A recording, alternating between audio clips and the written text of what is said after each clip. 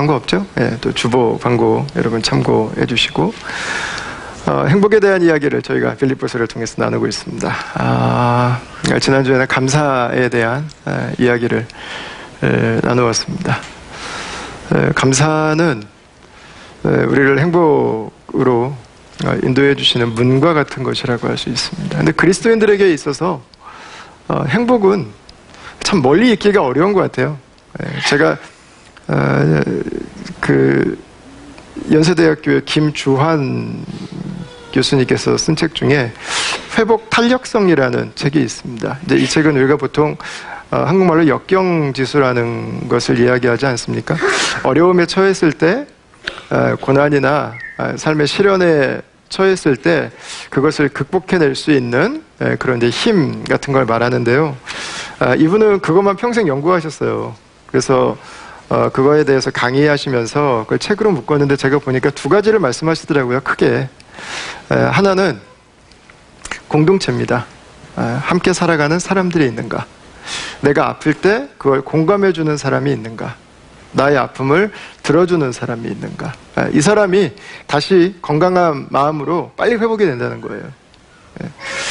그리고 두 번째는 긍정의 마음을 항상 유지해가는 거였습니다. 긍정의 마음을 항상 유지해가는 것. 그러니까 브레인이 항상 긍정적인 상태로 존재할 수 있도록 무엇인가를 하는 것에 대한 이야기였습니다.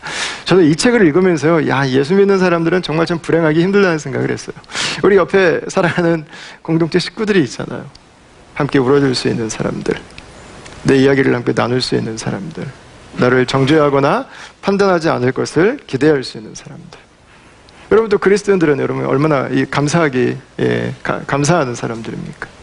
그냥 우리의 존재부터 감사하잖아요. 하나님이 함께 하심부터 감사하고. 감사가 있는 사람들이기 때문에 이 책을 읽으면서 이건 그리스도인들에 대한 이야기구나. 하나님이 없으니까는 뭐 이것저것 그냥 가방 복잡하게 막 몇백 페이지, 500~600페이지짜리 그 두꺼운 책을 썼는데 하나님 안에 있으니까 보니까 이게 다 있어요. 이게 두 개 다 있어.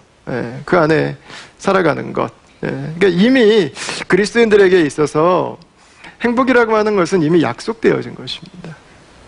그리스도 안에서는 누구나 누릴 수밖에 없는 거죠. 그래서 이 감사는 우리가 하나님을 믿는 사람들에게 있어서는 특별한 것이 될 수 없죠. 그래서 데살로니가전서 5장 18절에서 바울은 이렇게 기록을 해주고 있습니다. 같이 한번 읽어보실까요? 자, 범사에 감사하라. 이것이 그리스도 예수 안에서 너희를 향하신 하나님의 뜻이니라. 아멘. 감사는 하나님의 뜻입니다. 바꿔서 말하면 감사는 하나님이 우리를 지으실 때 우리에게 주시고 싶으셨던 삶이에요. 하나님이 우리를 이 땅에 보내실 때 우리가 어떻게 살길 기대하셨을까? 감사하는 삶. 하나님 감사합니다. 내가 오늘 살아있는 게 감사하고, 나에게 내 주변에 사랑하는 사람들이 있어서 감사하고, 내가 말할 수 있어서 감사하고, 예배할 수 있어서 감사하고, 일할 수 있어서 감사하고, 하나하나가 다 감사인 사람들. 그게 하나님께서 우리를 향해서 가지고 계신 계획이었고요, 하나님의 기대기도 합니다. 우리가 우리 자녀들이 밝고 건강하게 자라기를 원하는 것처럼 하나님은 우리를 향해서 동일한 마음으로 우리의 삶이 하나님을 향해서 감사로 나아가길 원하는 거죠. 혹시 저는 감사할 게 없는데요, 혹시 그렇게 생각하시는 분 계시지 않은지 모르겠어요. 제니퍼 에커먼이라고 하는 분이 쓴 책 중에 The Genius of Birds라는 책이 있습니다. 새들의 천재성이라는 말로 이 번역이 됐습니다. 이 책을 보면은요, 우리 새를 좀 우습게 좀 생각하지 않습니까? 뭐 영어로도 뭐 피전 헤드 뭐 그런 데 사실 욕이잖아요. 예, 버드 브레인 뭐 그런 거 사실 이렇게 뭐 세대가리 한국말로도 이렇게 표준어입니다. 표준어. 이거 욕이 아니라 표준어. 세대가리는 뭐 이런 것들이 그렇게 뭐 좋은 의미로 쓰이지는 않죠. 뭐 새 그러면 다 뭐 하찮은 것들이고, 그냥 호주는 뭐 특히 바닷가 가면 이 지겨운 이 갈매기 떼들, 공원 가면 이 시끄러운 이 비둘기 떼들 때문에 새에 대한 좀 부정적인 인식들이 있을 수 있는데,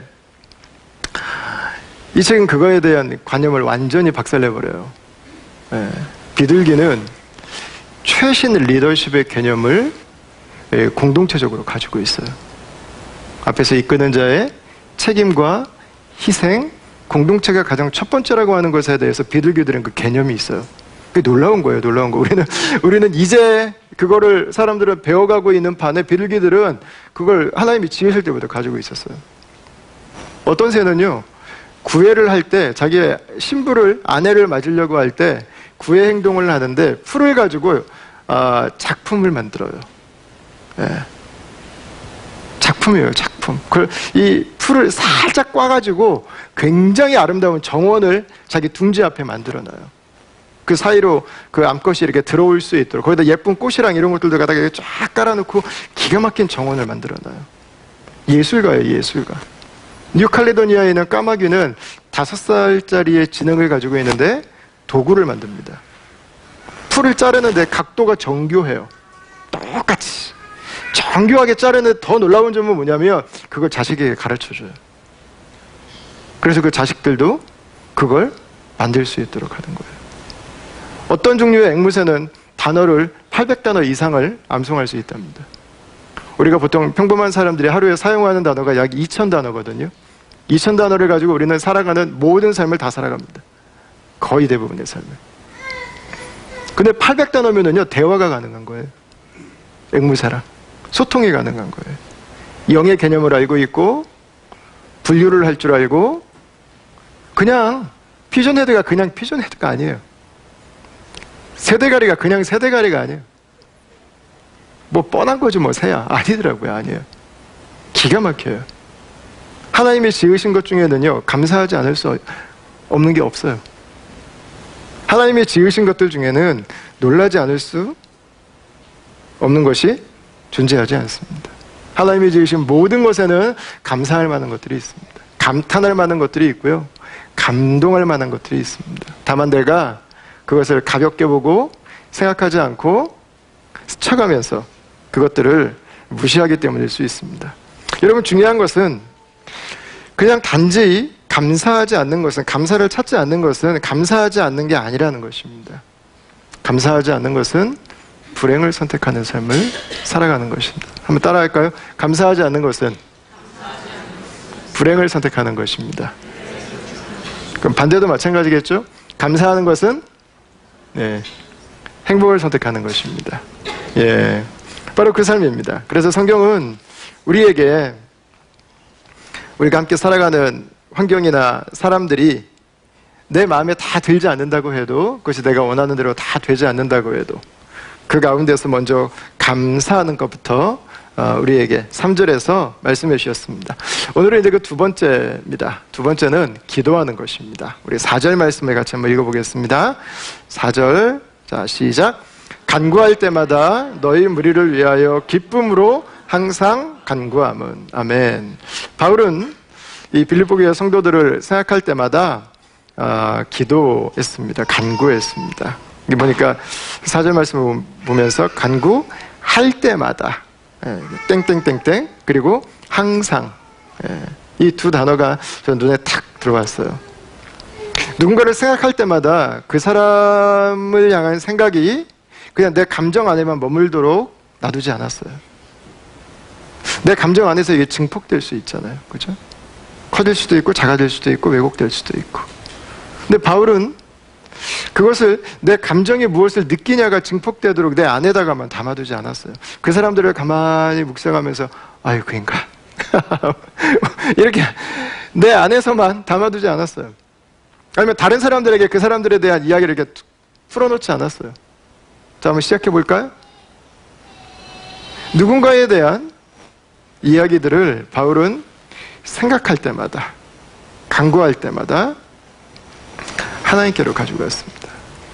뭐 하겠다고 하는 거죠? 하나님의 눈으로 그들을 보겠다고 하는 것입니다. 하나님께서 그들을 어떻게 대하실까? 하나님 앞에서 그들을 내가 어떻게 사랑할 수 있을까? 하나님께서 내가 그들을 어떻게 바라보기를 원하실까? 그 주님의 눈을 가지고 내가 그들을 바라보기 시작하는 것입니다. 그 간구하면서 그들을 바라보는 나의 마음이 바뀌어지게 되죠. 나에게 그 사람이 준 이익이나 사사로운 그 사람이 나를 대했던 그 방식 한 가지, 두 가지가 아니라 다른 사람들이 그 사람에 대해서 쏟아놓는 그 평가와 다른 사람들의 저지가 아니라 하나님께서 그 사람들을 바라보시는 눈, 하나님께서 그들을 대하시는 바로 그 방식, 그것으로 그 빌립보 교회 성도들을 바라보는 것입니다.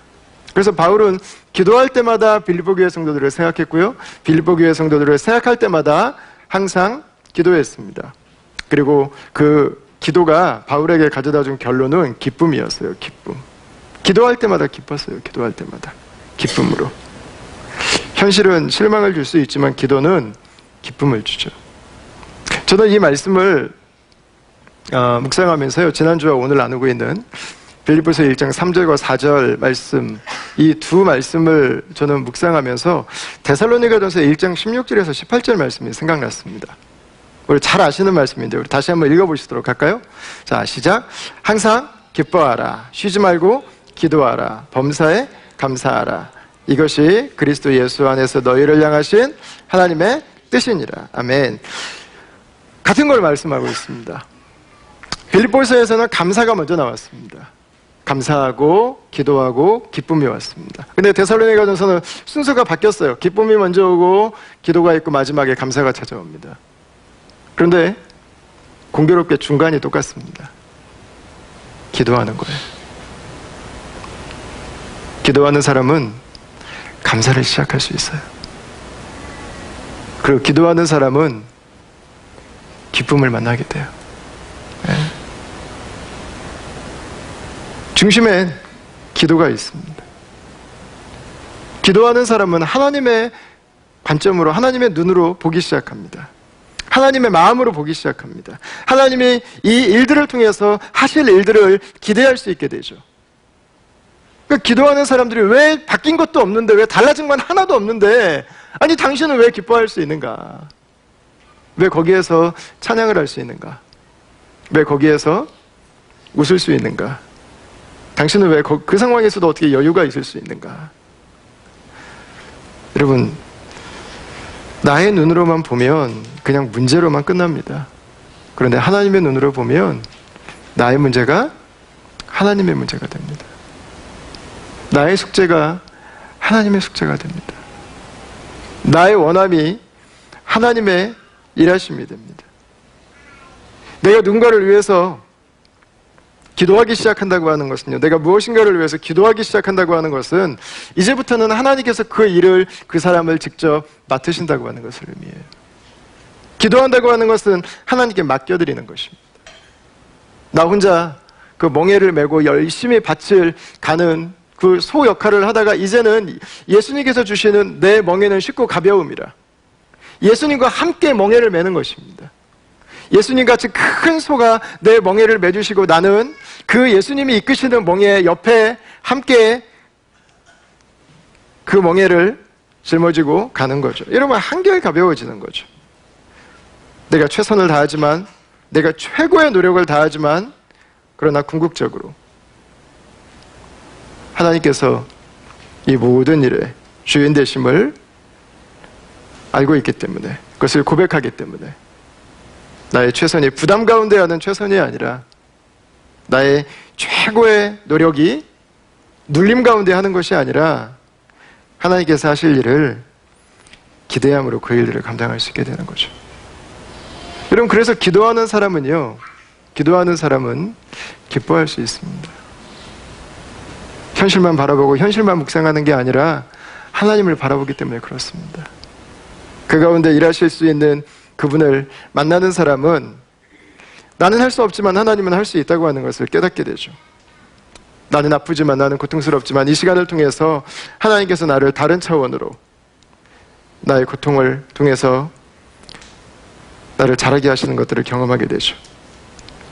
나는 그 사람을 고칠 수 없지만 하나님은 하실 수 있는 것을 기대하게 되죠. 그래서 여러분, 기도는요, 내 삶을 업그레이드 시켜줍니다.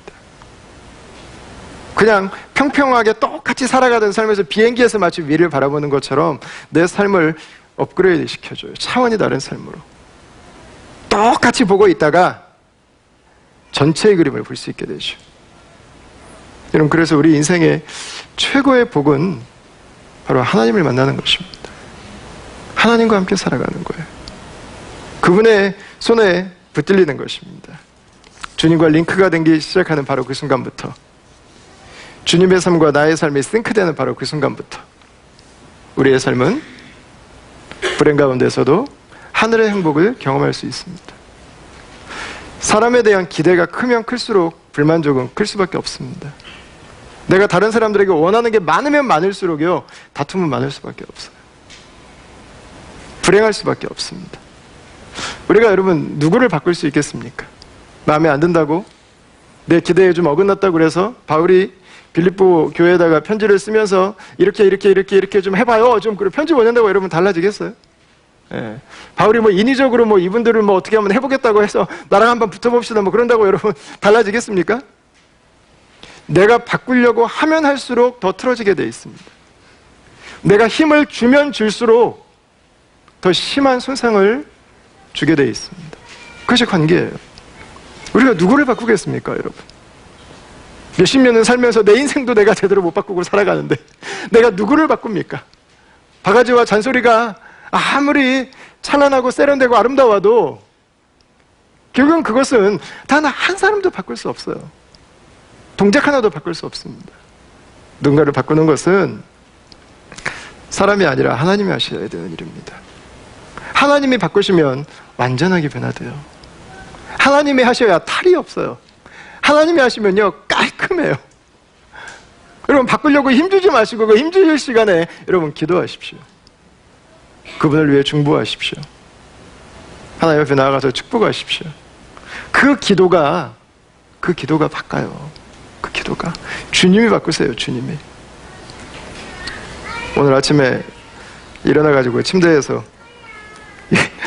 줄 준비를 하고 있는데 큰아들이 문을 열고 용감하게 들어왔습니다. 아빠 할 얘기가 있어. 그래서 저는 이렇게 반쯤 누워있는데 침대 위에 올라가서 저를 내려다보게 서 있어요. 그래 왜 그러냐 그랬더니 아빠 자기가 within few weeks 저희가 몇 주 안에 친구들이랑 맨리 미치가를 놀러 갈 예정인데 그래서 자기가 한 주 교회를 못 나오겠대요. 그러냐. 그래서 자기 교회 안 나와도 되냐고 저한테 허락을 받으러 왔어요. 그래 어떻게 하면 좋겠냐? 그랬더니 친구들이 자기 친한 친구들이 다 가서 자기가 절대로 빠지면 안 된대요. 그래서 제가 야 그래도 주일은 우리가 선택할 수 있는 옵션이 아니라 하나님 예배하는 날인데 그래 가는 건 좋은데 예배는 하러 와야지. 그랬더니 이제 저항을 하더라고요. 아빠 내가 15년 동안 예배 주일을 한 번도 빠진 적이 없다고. 15년 동안 한 번도 내가 예배 주일날 교회 가는 걸 쉰 적이 없는데 한 번 안 되냐고 한 번. 그래서 제가 지금 3단계까지 제가 전략을 세워놨어요. 그래서 결국은 스스로 선택할 수 있도록 제가 아빠로 끌고 오면 되겠죠. 여러분 그러나 그렇다고 해서 그 아이의 마음이 하나님을 사모함으로 예배할 수 있는가? 전혀 별개 문제입니다. 힘을 주면 줄수록 그 마음은 부러질 수밖에 없습니다. 스스로 하나님께서 그 마음을 주셔서 그 아이가 결정할 수 있도록 격려해 줘야겠죠. 여러분 기도는 우리가 할 수 없는 것들을 하나님이 하시는 것들을 보게 하시죠. 우리가 다룰 수 없는 사람을 하나님은 다루십니다. 하나님께서 포기하시지 않는다면 그래서 누구든지 소망이 있어요. 그러니까 우리가 쉽게 저 사람은 안 되라고 말하면 안 되는 이유는 무엇이냐면 내가 그 사람을 위해서 기도하기만 한다면 기도의 끈을 놓지 않는다면 누군가 그분을 붙들고 하나님 앞으로 나아가기만 한다면 하나님 앞에서 포기된 인생은 아무도 없다는 거예요. 하나님이 다루신다면 삿대질을 받아야 될 인생은 없어요. 무시를 당해야 되는 인생은 없어요. 하나님이 다루신다면 기대할 수 있어요. 소망할 수 있어요. 기도를 놓지 않는 한 사람이 중요합니다. 이 기도가 바로 우리에게 기쁨을 선물해 주죠. 아직 상황은 별로 달라진 게 없는 것 같은데 사람은 별로 달라진 게 없는 것 같은데 이미 달라졌어요. 기도함으로. 이게 예수님의 이름이 가지고 있는 능력입니다. 우리가 주여, 주님, 아버지 라고 부르는 그 이름, 우리가 그분을 부르기 시작할 때 여러분 이 땅에서 우리가 경험하고 있는 것과 다른 행복이 우리에게 찾아오죠. 그래서 이 행복은 하늘 행복이에요. 하늘 행복. 하늘에서 우리에게 찾아오는 행복. 우리가 이 세상을 살아가는 모습들은 가슴 아픈 소리를 낼 수 있습니다. 그러나 그 가슴 아픈 소리를 내는 사람들도 행복할 수 있다고 하는 것을 보여주게 하죠. 그게 기도예요. 그게 기도. 자, 바울은 기도하는데 막연히 기도하지 않습니다. 바울은 정확한 이 목표를 가지고 기도합니다. 이 빌립보 공동체가 어떤 모습으로 하나님 앞에 살아가기를 원하는지를 바울은 구체적으로 기도합니다. 이것들이 저와 여러분들의 기도 제목이 되길 바라요. 자, 첫 번째 9절을 한번 보시겠습니까? 내가 기도하노라 너희 사랑을 지식과 모든 총명으로 점점 더 풍성하게 하사, 이렇게 구합니다. 첫 번째 바울의 기도는 사랑에 대한 것이었습니다. 사랑에 대한 것.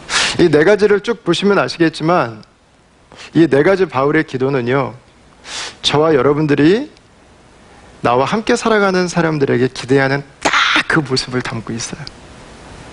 우리 모두가 원하는 기도 제목이에요. 여러분, 어떤 분이 옆에 있기를 원하세요? 사랑이 풍성한 사람. 그죠? 예. 뭐 냉혈한 이런 사람 원하는 분은 없잖아요. 그죠?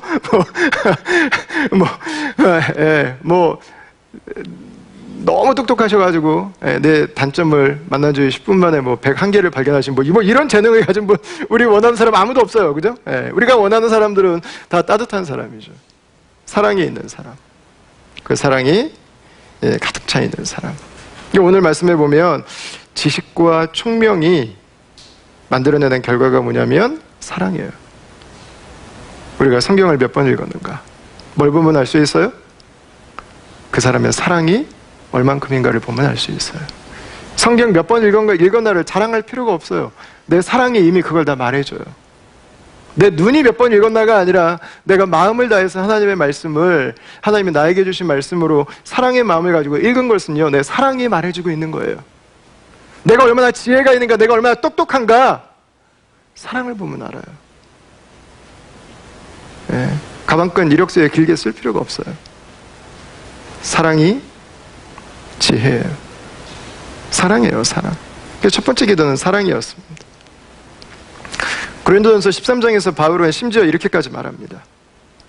사랑이 없으면 설사 죽은 사람이 살아난다고 해도, 기적을 행한다고 해도, 산을 옮긴다고 해도, 사랑이 없으면 아무것도 아니라고요. 우리가 진리를 알고, 우리가 예수님 안에 살아가고, 우리가 그분을 향한 열정을 가지고 있고, 우리가 그분의 기쁨이 되기를 원하는 마음이 있다면 그 증거는, 그 결과는 사랑이에요. 사랑. 우리에게 어떤 사랑이 나타나고 있는가? 바울은 그것을 위해 기도하고 있습니다. 저 여러분들에게 이 그리스도의 사랑이 부어지길 축원합니다. 두 번째는 지혜죠. 지혜. 10절 앞부분입니다. 너희로 지극히 선한 것을 분별하며, 이래서 분별하는 것입니다. 지극히 선한 것, 성경에서 말하는 선함은 하나님의 선입니다. 하나님의 뜻을 분별하는 것입니다. 무엇이 나에게 좋은 것인지 유익한 것인지를 분별하는 것입니다. 여러분, 우리는 하나님의 말씀에 순종한다고 할 때 어떤 분들은 좀 가끔씩 불편함이 있는 것 같아요. 왜 그분에게 내가 순종해야 됩니까? 여러분, 순종의 이유는 뭐죠? 순종의 이유는 하나님의 영광인가요? 아니요. 그건 하나님이 알아서 받으세요. 물론 성경에 나와요. 하나님의 영광이 그 안에 포함이 돼요. 그러나 더 우리에게 직접적인 이유가 있어요. 순종해야 내가 살아요. 순종은 사는 길이에요. 사는 길. 순종은 축복의 길이에요. 순종 안 하고 내가 원하는 대로 막 가면 어려움이 없나요? 어려움이 있어요. 순종하면서 가면 어려움이 없나요? 역시 어려움이 있어요. 우리의 삶은 하나님께 불순종하면서 내가 알지 못하는 어려움을 겪으며 살아가지 않으면 하나님께 순종하고 하나님이 나에게 주실 유업과 축복을 기대하면서 내가 예측할 수 있는 어려움을 경험하며 살아갈 건지, 이 둘 중 양갈래길에서 무엇인가를 선택하는 거예요. 바울은 그래서 이 빌립보 교회를 향해서 지금 기도하고 있는 것입니다. 옳은 것을 선택할 수 있는 눈을 주십시오. 그 길이 어떤 길이에요? 축복의 길. 내가 가장 잘 되는 길. 그게 하나님의 뜻이에요. 하나님의 뜻은 고의로 우리를 골탕 먹이려고 존재하지 않습니다. 우리를 일부러 더 문제를 만들어서 어렵게 하려고 하나님이 우리에게 그분의 말씀을 주시지 않아요. 하나님의 마음은 잘 되는 거예요. 그분의 자녀들이. 그게 복 받는 거예요. 제가 이 전 성경에서 읽으면서요, 성경의 창세기부터 제가 복이라는 단어만 제가 빨간색으로 제가 줄을 치면서 한번 읽어본 적이 있어요. 한번 통독하시는 분들 한번 해보세요. 복이라는 단어 나올 때마다 한번 깜짝 놀라실 거예요. 하나님께서 그분의 말씀을 우리에게 주신 이유, 자녀 삼으신 이유는 우리가 잘 되는 거예요. 그분의 뜻 안에서 우리의 삶은 길을 만나요. 어려움은 풀리게 돼 있어요. 그분 안에 있어요. 우리는 살아요. 예. 우리 아까 성돈 선생님께서도 기도할 때 함께 기도해 주셨는데, 우리 가정에 우리 공동체 안에 여러 가지 어려움이 있는 가정들이 있습니다.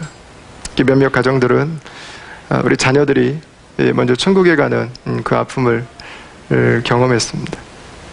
여러분, 이 죽음의 문제를 우리가 세상의 지혜로 여러분 어떻게 풀겠습니까? 뭘로 풀겠습니까?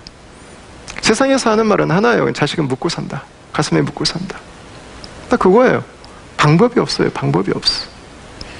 죽음의 문제를 해결할 수 있는 철학과 종교가 여러분 있으세요? 본 적이 있으세요? 예. 없어요.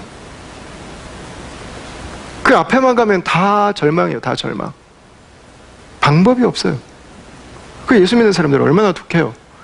예? 사랑하는 가족의 시신을 옆에 놓고 노래를 부르고 앉아있는 사람들. 이게 무서운 사람들. 왜 그래요, 여러분? 예수님 안에는 죽음도 소망이 있어요. 존 메가더 목사님이 다시 너를 만날 수 있을까라는 책을 쓰셨어요. 다시 너를 만날 수 있을까?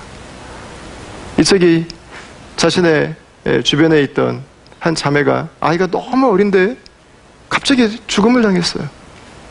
그 죽음을 당한 그 가정을 생각하면서 아이의 죽음에 대한 글을 쓰셔서 그걸 책으로 묶어내셨어요. 존 메가더 목사님이 그 책에서 하시는 말씀은 하나님께서 그 아이의 영혼을 받아서 주님 나라에서 그 아이를 직접 보호하시고 키워주신다는 거예요. 우리가 그리스도 안에서 예수님을 믿고 하나님의 자녀가 될 때 우리의 죽음이 우리의 마지막이 아니라, 죽음이 우리의 저주가 아니라, 죽음이 우리가 더 큰 축복으로 나아가는 그 문이 되는 것처럼, 여러분, 성경을 열면 세상의 절망에 대한 답이 나와요.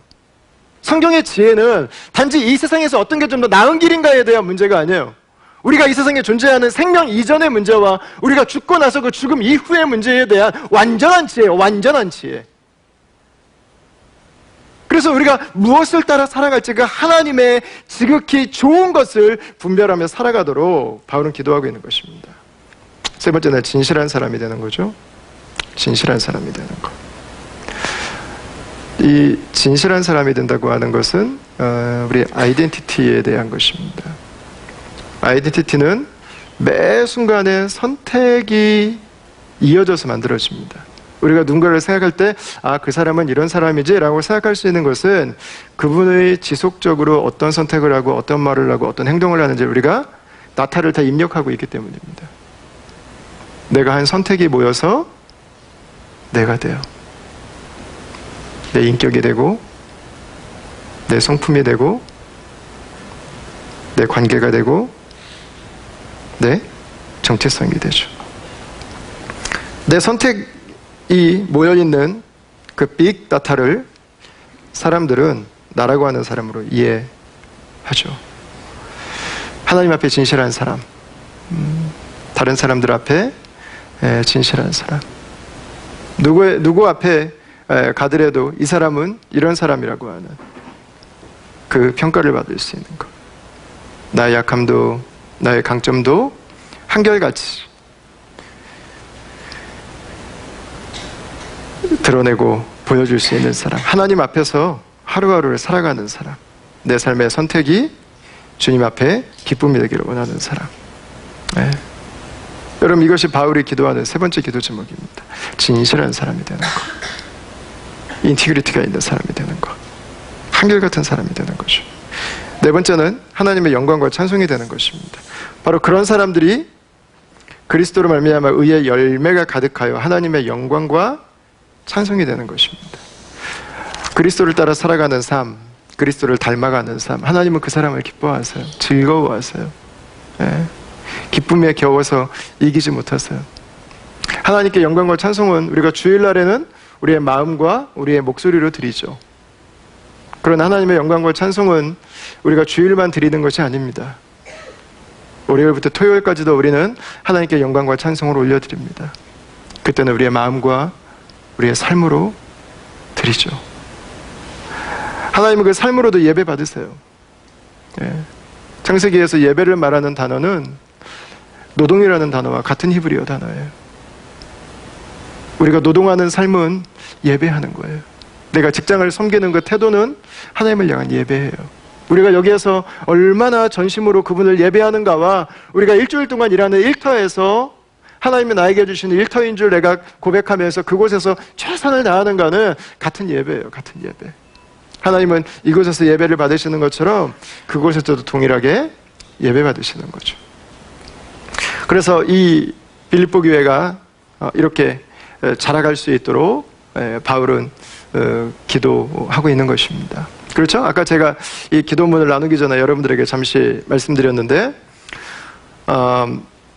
이 네 가지의 기도 제목은요, 저와 여러분들이 생각할 때 그냥 우리 옆에 있기를 원하는 사람들의 모습이죠. 그러시죠? 내 옆에 있는 분이 나를 끝없이 사랑해 주길 원하죠. 그죠? 내 옆에 있는 분이 좀 지혜가 있기를 원하죠. 하나님의 지혜. 세상을 이길 수 있는, 역경을 딛고 설 수 있는, 다 그런 분 원하지 않으세요? 한결같은 사람. 나 대할 때 다르고 저 사람 대할 때 다르고 그러면 안 되잖아요. 어느 곳에 있든지 이 사람은 이런 사람이구나라고 하는 걸 예측할 수 있는 사람, 기대할 수 있는 사람. 그래서 예수님을 닮아가는 사람. 우리가 다 원하는 사람이죠. 여러분, 바울은 어려움 가운데 있던 빌립보 교회를 향해서 이런 기도를 하고 있어요. 이 기도는 바울에게 기쁨을 주기 시작했습니다. 왜냐하면 이 기도 가운데 하나님이 일하실 것을 바울은 기대했기 때문입니다. 그래서 기도는 기쁨을 줍니다. 기쁨 가운데 기도할 수 있게 되죠. 자, 그러나 우리가 기도할 때 던지게 되는 질문이 하나 있습니다. 목사님, 저는 열심히 기도했습니다. 저는 꽤 오랫동안 지금 기도하고 있습니다. 그런데 변하지 않는 부분도 있습니다. 어떻게 하면 좋겠습니까? 그런 생각들을 여러분들이 다 저는 할 거라고 생각합니다. 여러분, 다시 한번 말씀드립니다. 바울의 이 기도 제목은 우리가 옆에 있기를 원하는 가장 사랑하는 사람의 모습입니다. 우리는 내가 기도할 때 하나님이 응답하시지 않는다고 생각할 때 하나님께서 일하지 않으시거나 아니면 하나님은 내 기도에는 관심이 없다고 생각할 때가 있습니다. 그러나 하나님은 바로 그때에도 일하고 계십니다. 어디에서 일하고 계실까요? 내 안에 일하고 계세요.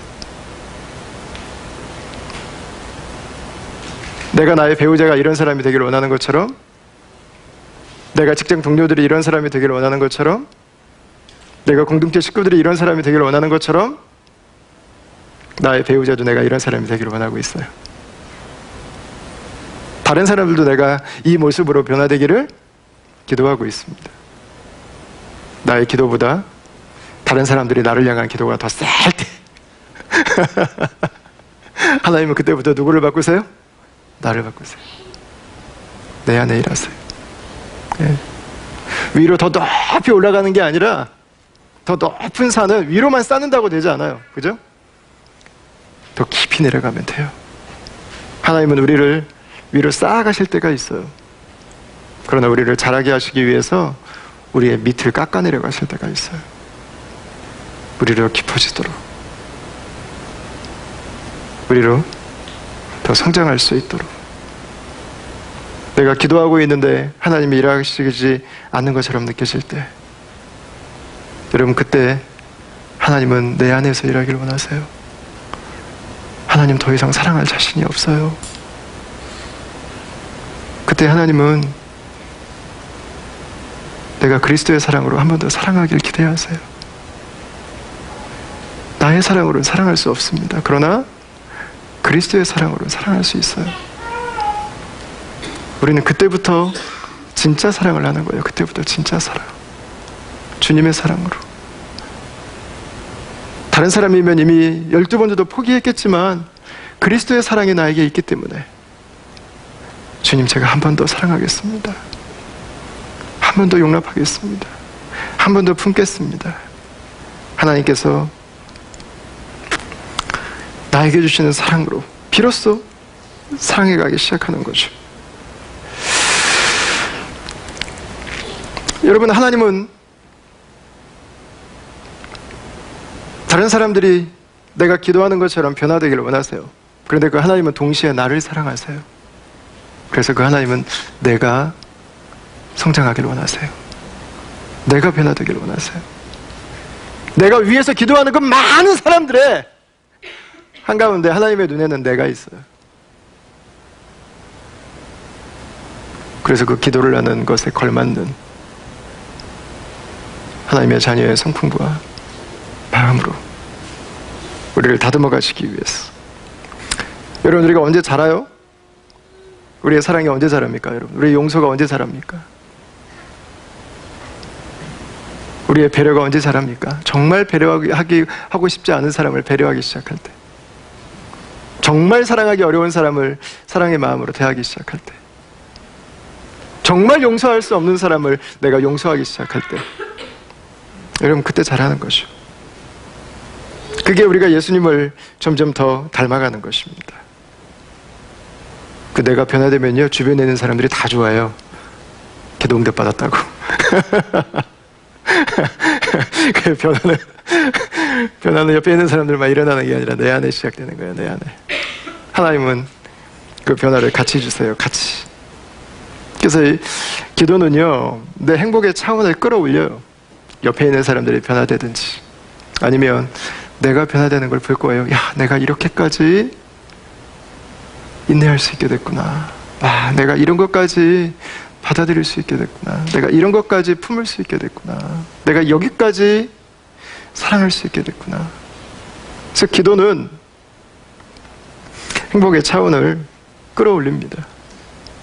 우리 주중에 베일제 집사님께서 저에게 한 분을 소개를 해주셨어요. 저는 처음 듣는 분이어서 제가 이름을 메모해서 다음날 사무실에 가서 이 구글링을 해봤습니다. 박모세 형제였습니다.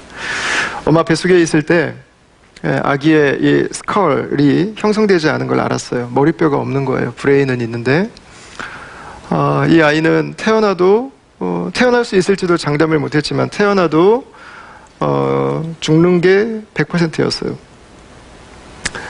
태어나자마자 3일 만에 대뇌의 70%, 소뇌의 90%를 잘라냈습니다.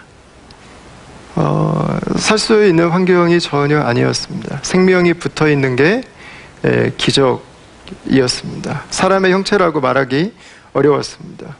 수술을 하는데 의사에게 물어봤대요. 수술하면 살 수 있냐고? 근데 의사가 그랬대요. 수술해도 살 수 있는 확률은 1% 미만입니다. 그걸 왜 수술을 해야 됩니까? 놔두면 100% 죽기 때문입니다. 그래서 기도하면서 수술을 시작했습니다. 이 아이가 그 아이 하나를 돌보는 게 얼마나 힘들었겠어요. 아빠도 열심히 일하고 엄마도 아이 하나에만 매달려서 이 아이를 돌보고 있는데 아버지가 하시던 사업이 어려움이 와서 그만 망했습니다. 그래서 이제는 엄마까지 생업전선에 나가야 됐어요. 새벽에는 우유 배달하고 파출부도 하고 목욕탕 청소도 하고 뭐 닥치는 대로 이 아이를 살리기 위해서 병원비를 감당하기 위해서 일을 했어요. 근데 그 얼마나 힘든 마음들이 계속 쌓였겠어요. 한번 목욕탕을 청소하고 있는데 자기 인생이 너무 비참하더래요. 너무 힘들고 하나님한테 기도했대요. 하나님 도대체 나를 사랑하시냐고. 난 못 살겠다고. 어떻게 살으라고 이렇게까지 몰고 가시냐고. 내가 내 삶을 도무지 감당할 수 없다고. 살고 싶지 않다고 하나님한테 울면서 매달리 기도했대요. 근데 그때 하나님한테 청소하다 말고 하나님께 기도하는 그 시간에 하나님께서 갑자기 제 마음에 모세가 살아있는 게 너무 감사한 마음을 주셨대요. 그냥 살아있는 게 너무 감사하고. 보면 다 기적인 거 아니에요. 기적. 죽는다고 그랬던 아이가 살아있는 것도 기적이고, 그럼 브레인의 대뇌의 70%, 손의 90%를 잘랐는데 어떻게 살겠어요, 그 아이가? 못 듣고 못 보고 말하지도 못하는 아이. 근데 제가 이 엄마 아빠의 다큐멘터리를 보면서 처음부터 마지막까지 이 가정의 중심에 있는 거 한 가지를 발견하는, 그게 뭐냐면 기도였어요. 기도. 그 아이가 이 머리뼈가 없다고 하는 걸 아는 순간부터 엄마는 그 힘든 마음을 기도로 가지고 가요. 하나님 앞에. 하나님 어떻게 키우라고요? 하나님 어떻게 하라고요? 그 원망의 마음이 쌓이는 것들을 가지고 하나님에게 가요. 한순간도 자기 혼자 자기 마음에 담아두지 않아요. 옆에 있는 사람들에게 이래요 저래요 라고 묻고 다니지 않아요. 계속 하나님 앞에 기도의 자리로 나아가요. 처음부터 끝까지 기도. 그러면 다 기적이에요. 얘가 태어나서 살아있는 것도 기적이고요, 수술하고 나서 살아있는 것도 기적이고요, 얘가 나중에는 듣게 돼요. 말하게 되고요. 그리고 이 아이가 한번 성교원에서 재롱잔치를 하는데 이 모세가 노래를 맡았어요. 노래. 독창을 맡았는데 모세가 노래를 부르고 나니까 사람들이 모세 엄마 아빠에게 찾아왔어요. 모세가 찬양하는데 하나님이 나랑 함께 계신 것을 느꼈다고. 불신자들이 모세가 부르는 노래를 듣고 교회를 나오기 시작하는 거예요. 모세가 찬양하는 아이가 돼요. 그래서 평창 올림픽 할 때 개막식에서 애국가를 불렀어요. 그걸 제가 구글링을 해보니까 첫 번째 화면에 딱 나오는 게 트로트 가수 장윤정 씨 아시죠? 장윤정 씨랑 남편인 도경환 아나운서가 프로그램 이름이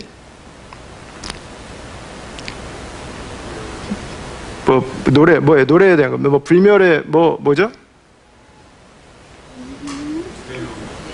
불후의 명곡 맞습니다. 불후의 명곡. 예. 거기 나와서 노래 부르는데 같이 나오는 게 있더라고요. 예. 근데 제가 이 이야기에 대해서 우리 배집사님께 추가로 하나 설명을 드린 게 할머니에 대한 거였어요. 부모의 삶에 배어있는 그 기도가, 할머니는 아예 그 교회 예배당 맨 앞자리 의자 하나를 치우고 거기서 그냥 매일 밤마다 철야를 하셨대요. 기도가 만든 아이예요. 기도가 만든 아이. 잠깐 한번 볼까요?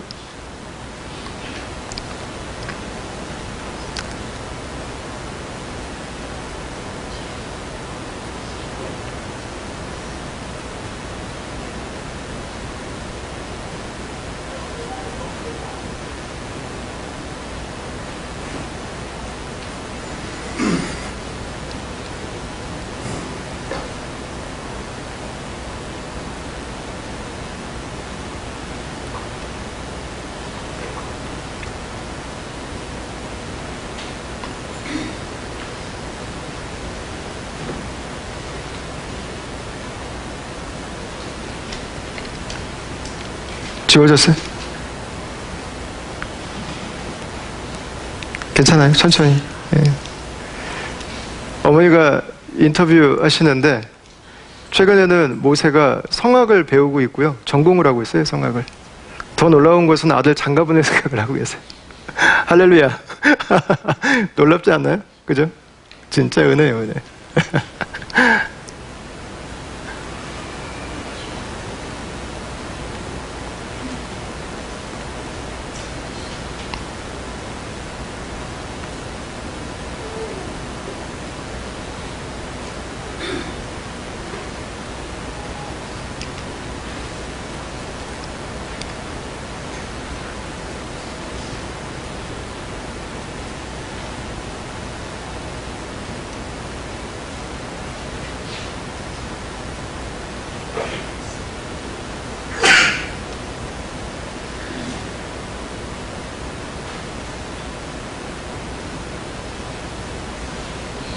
되겠어요? 예.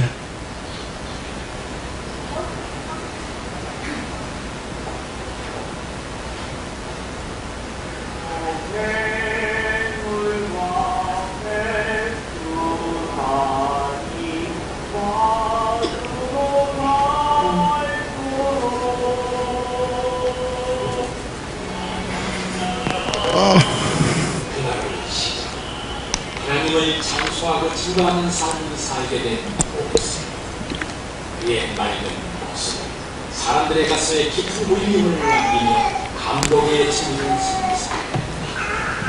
모세의 찬양은 노래 기술로는 설명할 수 없는 아름다운 찬송의 의미이며 영혼을 넘치는 신비로운 모세 가정을 향한 하나님의 기쁨은 아직 끝나지 않았다.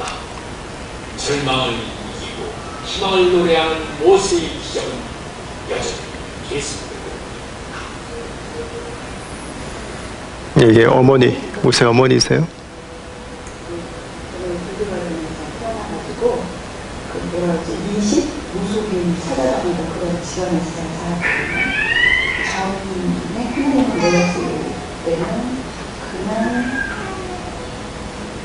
뭐라고 그냥 내 삶이었다고 해야 될까? 내 위주로 사는 삶? 근데 제가 모세를 통해서 분양당하면서 하나님이 정말 사랑이신가를 의심하게 되었고 그런 대로 하나님이 기도하게 하셨고 그래서 어떻게 보면 모세를 저에게 주신 게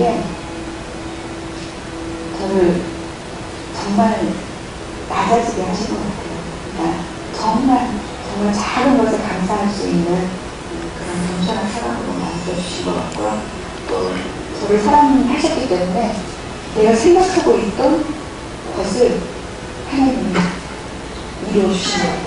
근데 그걸 이제 거저주신 게 아니라 저를 정말 사람으로 만들어서 많은 사람들이 정말 제가 부족한 만큼 그 은혜를 더해 주시려고 그래서 저는 정말 감사하게 생각하고 있습니다. 하나님은 정말 살아계신 분이고 나를 진정으로 사랑하신 분이다 라고 고백할 수 있습니다.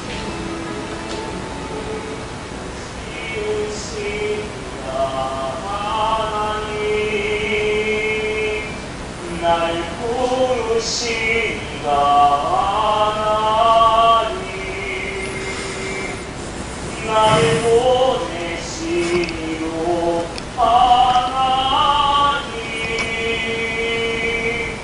나의 나 된 것은 다 하나님 은혜라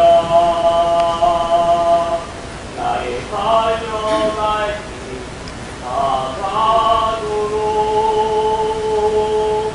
나의 마지막으로 가도록 나로 그 십자가 함께 하시니 나의 다 된 것은 다 하나님 은혜라. 네, 여기까지 볼까요? 네. 기도는 하나님의 일하심을 기대하게 합니다. 하나님이 주변을 바꿔주시든지 아니면 나를 더 잘하게 하세요. 네. 나로 더 사랑의 사람이 되게 하고 나로 더 하나님의 지혜 안에 살아가게 하고 하나님의 기뻐하시는 것들을 선택하게 하고 예수님을 닮아가는 모습으로 나를 바꿔주시죠. 그래서 이 기도하는 사람은 어떤 상황 가운데서도요 하나님의 손길을 기대하며 살아가기 때문에 이 세상이 우리에게 줄 수 없는 그 하늘의 행복으로 살아갈 수 있게 되죠. 여러분 잘 아시는 유명한 심리학자 중에 마틴 셀리그만이라고 하는 분이 있습니다. 이분은 긍정심리학이라고 하는 것을 처음으로 학회를 만들어서 시작한 분입니다. 개척자죠. 긍정심리학회를 만들어서 초반에 학회장을 하고 계실 때 그분이 그 신년사에서 이런 말을 했습니다. 왜 긍정심리학회를 발족해서 자기는 긍정심리학을 연구하고 있는가에 대해서 그분이 한 멘트입니다. 나와요 혹시? 예. 손쓸 도리 없이 망가진 삶은 이제 그만 연구하고 모든 일이 잘 될 것 같은 사람에게 초점을 맞추어야 된다. 이게 자본주의의 전형적인 상향식 의식 구조가 만들어내는 그 인생을 바라보는 관점이고 인생관을 담고 있다고 할 수 있습니다. 맞습니다. 잘 되는 삶이 하나님께 영광 돌릴 수 있는 부분이 있습니다. 승승장구하고 막히지 않는 인생이 하나님의 이름을 높여 드릴 수 있는 부분들이 있습니다. 그러나 문제는 모든 일이 잘 될 것 같은 사람, 모든 일이 잘 되어가는 사람, 모든 것이 잘 된 사람도 여전히 어느 순간 손쓸 도리 없이 망가진 삶 앞에 직면할 수 있다고 하는 것입니다. 어떤 사람은 전자에만 해당되고 어떤 사람은 후자에만 해당되는 인생은 존재하지 않아요. 우리의 인생은 두 개가 쌍곡선을 그리면서 계속해서 교차해 갑니다. 손쓸 도리 없이 망가지도록 우리의 삶을 만드는 것들은 사방 도처에 널려 있습니다. 세상은 그들에게 관심이 없을지도 모르겠어요. 더 이상 거기서 소망을 발견하지 못할 수도 있습니다. 그러나 하나님은 지금 모든 것이 잘 되어가는 사람에게도 소망이 되시지만 하나님은 내 삶이 다 망가져서 손쓸 도리 없이 주저앉아 있는 사람에게도 소망이 되세요. 여러분, 모든 걸 가지고 있다고 내 삶이 행복하지 않아요. 하나님이 계시지 않으면 내가 가지고 있는 그 모든 것이 더 큰 스트레스와 더 큰 고통으로 얼마든지 우리에게 다가올 수 있는 것입니다. 그래서 우리에게 필요한 것은 하나님 그분 앞으로 나아가는 것입니다. 하나님 그분 앞으로 나아갈 때 하나님은 아픈 소리를 내는 사람들마저도 하나님으로 인해서 내 삶이 행복할 수 있고 내 삶이 웃을 수 있고 내 삶이 세상이 나에게 주는 것들이 아니라 하나님 그분이 내 삶을 인도해 가심에 반응해서 살아갈 수 있는 소망이 되시는 거죠. 그래서 마태는 복의 시작을 이렇게 선언합니다. 마태복음 5장 3절 4절 말씀인데 우리 잘 아시는 말씀이죠. 같이 한번 마지막으로 한번 읽으시도록 하겠습니다. 심령이 가난한 자는 복이 있나니 천국이 그들의 것이며 애통하는 자는 복이 있나니 그들이 위로를 받을 것이며. 아멘. 여러분, 복의 시작은 바로 이것입니다. 하나님, 나 혼자는 살 수 없습니다. 나 혼자는 할 수 없는 것들이 있습니다. 내 인생을 나 홀로의 힘으로만은 감당하기 어려운 것들이 있습니다. 그래서 애통해야 하는 거죠. 주님이 계셔야 됩니다. 주님이 붙들어 주셔야 됩니다. 그분의 바지끄댕이를 붙들고 그분의 손을 잡고 하나님께서 내 삶에 함께해 주시기를 원하시는, 내가 잘 돼가고 있는 사람이든 내가 망가져 있는 사람이든 내가 어느 자리에 올라가 있는 사람이든 내가 지금 바닥에 주저앉아 있든 똑같습니다. 모두에게 필요한 것은 바로 하나님 그분입니다.